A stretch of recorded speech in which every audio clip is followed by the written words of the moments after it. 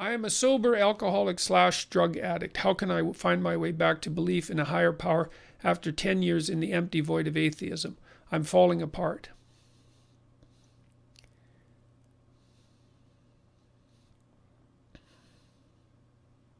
Well, I would say your best bet is to actually start devoting some time to it.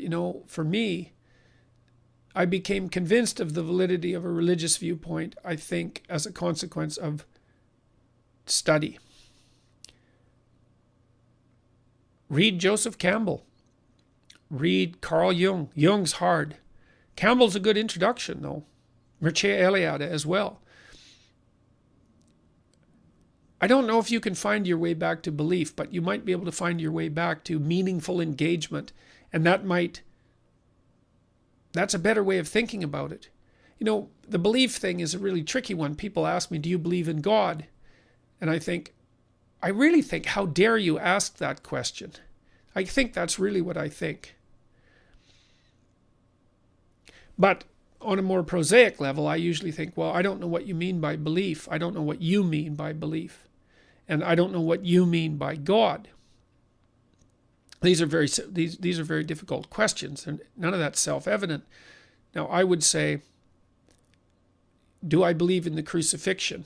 Well, certainly. I mean, people, the crucifixion, how can you not believe in it? If you think symbolically, it's like human beings we're eternally crucified, right? Our lives are tragic, and they end in death, and we're all betrayed. We're all betrayed. We all experience betrayal.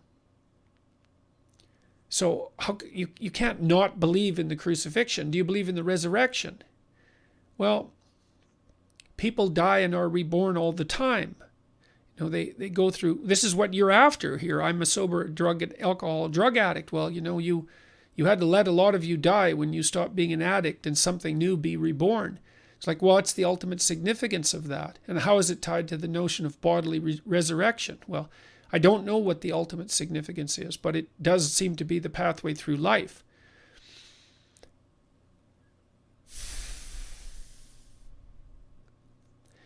To believe, I would say you start believing not by attempting to convince yourself that the statement, there is a God, is true, like a fact is true, but to act out the proposition that you should shoulder your cross and stumble uphill towards the city of God.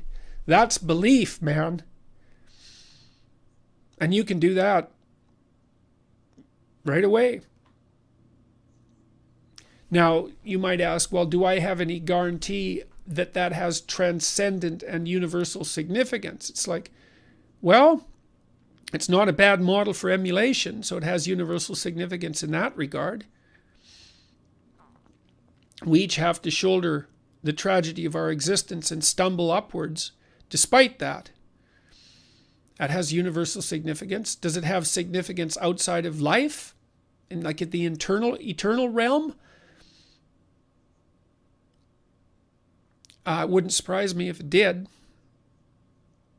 I suppose it depends on what you mean by the eternal realm. It seems to have significance in the eternal realm of consciousness. It seems to have significance in the eternal realm of unconscious fantasy, implicit fantasy, and mythology.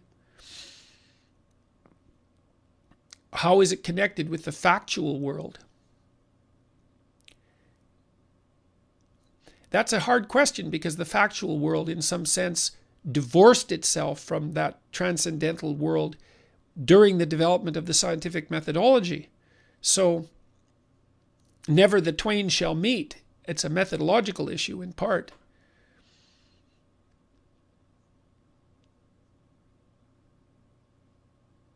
I think you probably have to draw on the same forces that enabled you to sober up and abandon your drug addiction. Something was guiding you forward. Go forward again. Go forward again as if there is a higher power. That's your manifestation of faith. Go forward again as if being is benevolent and God is good. That's the hallmark of courage.